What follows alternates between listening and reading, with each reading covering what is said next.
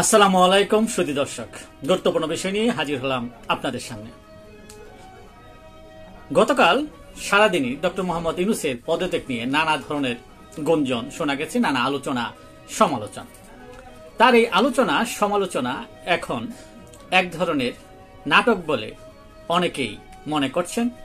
নানা বিশ্লেষক, রাজনৈতিক বিশ্লেষক এবং গণমাধ্যমে এটিকে একটি নাটক হিসেবেই অবহিত করছেন।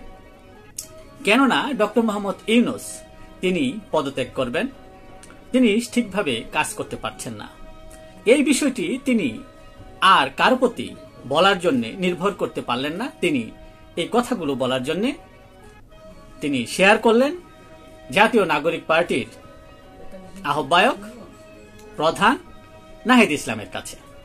এবং ডক্টর মোহাম্মদ ইউনূসের পদত্যাগের ভাবনাটা প্রথম জানতে পারে দেশবাসী নাহিদ ইসলামের কাছে। তিনি বিবিসি বাংলাকে দেওয়া এক সাক্ষাৎকারে কথা জানান। অথচ প্রধান উপদেষ্টার প্রেস উইং, এতগুলো প্রেস উইং থাকার পরেও, এত তার লোকবল কর্মকর্তা থাকার পরেও সেখান থেকে এই বিষয়ে কিছুই জানা যায়নি বা বলা যায়নি। কাজে এটি প্রধান উপদেষ্টা বা সাধারণ রাজনীতিবিদ জনগণ যেটা ভাবে যে প্রধান উপদেষ্টার আপনার পৃষ্ঠপোষকতা বলেন, দুর্বলতা বলেন, সহযোগিতা বলেন, যে রাজনৈতিক দলটি তার সাথেই এই ধরনের একটি নাটকের অবতারণা করা হয়েছে। এবং নাটকের অবতারণা করা হয়েছে এই নির্বাচন রুটম্যাপ দেওয়াকে কেন্দ্র করে। যখন নির্বাচনের রুটম্যাপের চাপ দেওয়া হলো বিএনপির তরফ থেকে এবং সেনাপ্রধান যখন বললেন যে ডিসেম্বরের মধ্যে নির্বাচন হওয়া উচিত, এর পরেই আসলো এই পদত্যাগের কথা। এবং এটি একটি নাটকও হিসেবে এখন দেখছে অনেকেই। এবং ডক্টর মোহাম্মদ ইউনূসের পদত্যাগ নিয়ে নিউ ইয়র্ক টাইমস একটি প্রতিবেদন ছাপিয়েছেন। সেখানে যেভাবে কথাগুলো বা প্রতিবেদনে ঘটনাগুলো উল্লেখ করেছেন সেটি হচ্ছে, আমি একটু আপনাদের পড়ে শোনাচ্ছি যে দেশের বর্তমান পরিস্থিতিতে ক্ষোভ ও হতাশা প্রকাশ করে অন্তর্বর্তী সরকারের প্রধান উপদেষ্টা অধ্যাপক ডক্টর মোহাম্মদ ইউনূস পদত্যাগের ঘোষণা দেন। তিনি বলেন, এভাবে দায়িত্ব পালন সম্ভব হচ্ছে না। নির্বাচন নিয়ে চাপ তৈরি করা হয়েছে।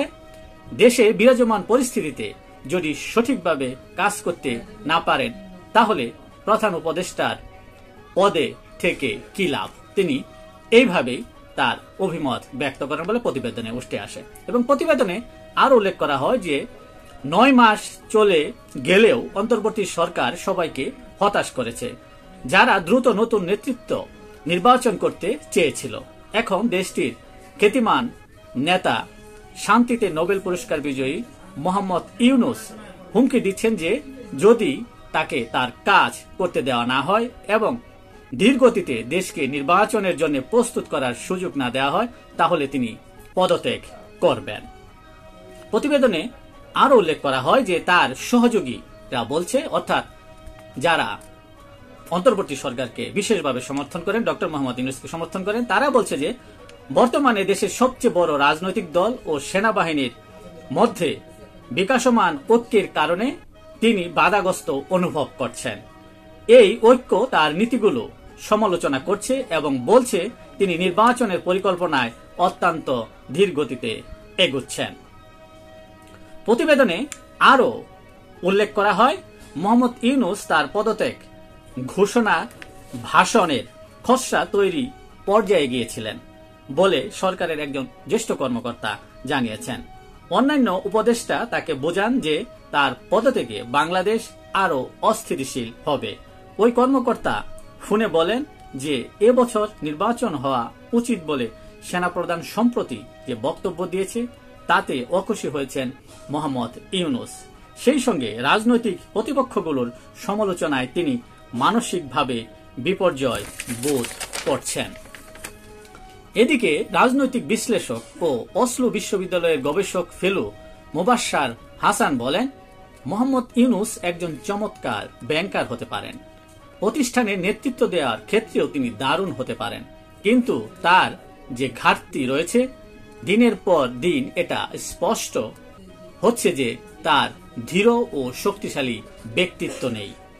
তার বদলে মোহাম্মদ ইউনূস তার উপদেষ্টাদের দ্বারা ব্যাপকভাবে প্রভাবিত হতে পারেন বলে মনে করেন মোবাশ্বার হাসান। রাজনৈতিক বিশ্লেষক এভাবেই উল্লেখ করেন ডক্টর মোহাম্মদ ইউনূসের সম্পর্কে। অন্যদিকে এই ডক্টর মোহাম্মদ পদত্যাগ ইস্যুতে একই সাথে ইলিয়াস হোসেন, পিনাকি ভট্টাচার্য, কনক সরোয়ার ঢাকা বিমানবন্দরে ডক্টর মোহাম্মদ ইউনূস তথা দেশবাসীর পাশে থাকার জন্য একসাথে ল্যান্ড করবেন বলেও ঘোষণা দেন ইলিয়াস হোসেনের পোস্টে, এবং সেটি শেয়ারও করেন আপনার পিনাকি ভট্টাচার্য, কনক সরোয়ার। এবং ইলিয়াস হোসেন তার পোস্টে লেখেন, দেশের জন্য যদি প্রয়োজন হয় তবে প্রফেসর ইউনূসের পাশে দাঁড়ানোর জন্য পিনাকি, ইলিয়াস, কনক সরোয়ার একসাথে ঢাকা এয়ারপোর্টে ল্যান্ড করবেন। এবং এই একই পোস্টটি পিনাকি ভট্টাচার্য তার পোস্টে ইনশাল্লাহ দিয়ে পোস্ট করেন, এবং কনক সরোয়ার একই পোস্টটি তার পোস্টে লিখেন যে ইনশাল্লাহ প্রিয় স্বদেশ মাতৃভূমি। এভাবেই তিনজন একই কথা তাদের ফেসবুক ভেরিফাইড পেজে তারা পোস্ট করেন। অপরদিকে পিনাকি ভট্টাচার্য আরেকটি লেখা পোস্ট করেন, সেটি হচ্ছে যে দেশপ্রেমিক ঐক্যফ্রন্ট গড়ে তুলুন, বাংলাদেশের বিরোধী সকল ষড়যন্ত্র রুখে দিন। এবং এই পোস্ট কার্ডটি কনক সরোয়ারও তার ফেসবুক পোস্টে পোস্ট করেন, এবং এই পোস্টটির যে পোস্ট কার্ডটি তার নিচে লেখা তিনজনের নাম লেখা, যে ইলিয়াস হোসেন, পিনাকি ভট্টাচার্য, কনক সরোয়ার। এবং পিনাকি ভট্টাচার্যের মতে বিএনপি এবং ওয়াকার তথা সেনাপ্রধান প্রফেসর ইউনূসকে পদত্যাগ করতে বাধ্য করার জন্য দায়ী।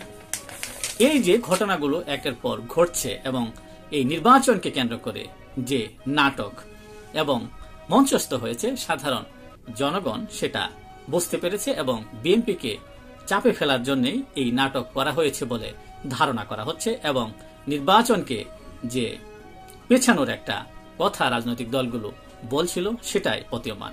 এদিকে দেখা যাচ্ছে তার মানসিকভাবে তিনি ভেঙে পড়েছেন, তিনি পদত্যাগ করতে চাচ্ছেন, তিনি আর বিশ্বস্ত কাউকে একথা বলার জন্য পেলেন না, তিনি পেলেন শুধু নাহিদ ইসলাম।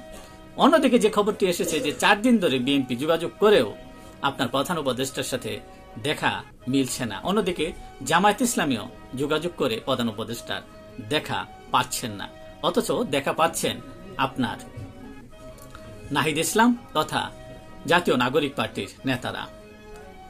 মানব জমিনের একটি রিপোর্টে এমনটি আছে যে প্রধান উপদেষ্টার সাথে আপনার যখন তখন দেখা করেন জাতীয় নাগরিক পার্টির নেতারা। কাজেই এই নিয়ে যে একটা নাটক দেশের মধ্যে বিদ্যমান বা চলছে, তারই প্রতিফলন প্রধান উপদেষ্টার পদত্যাগকে কেন্দ্র করে, এবং সাময়িক যে নির্বাচনের যে রুটম্যাপ দেওয়ার দাবি সেটাকে একটা স্থবির অবস্থায় নেওয়া, সেটাকে অন্যদিকে মুখ ঘুরিয়ে নেওয়ার একটা প্রবণতা। কাজেই বলা যায় টাইমসের রিপোর্ট অনুযায়ী পিনাকি ভট্টাচার্য, ইলিয়াস হোসেন এবং কনক সরোয়ার দেখা যাচ্ছে যে এই পদত্যাগের নাটকে তারাও অভিনয় করতে দেশে ফিরছেন। আজকের মতো এখানেই, আবারও দেখা হবে অন্য কোনো গুরুত্বপূর্ণ বিষয় নিয়ে। সে পর্যন্ত ভালো থাকবেন, সুস্থ থাকবেন। আসসালামু আলাইকুম ওয়া রাহমাতুল্লাহ।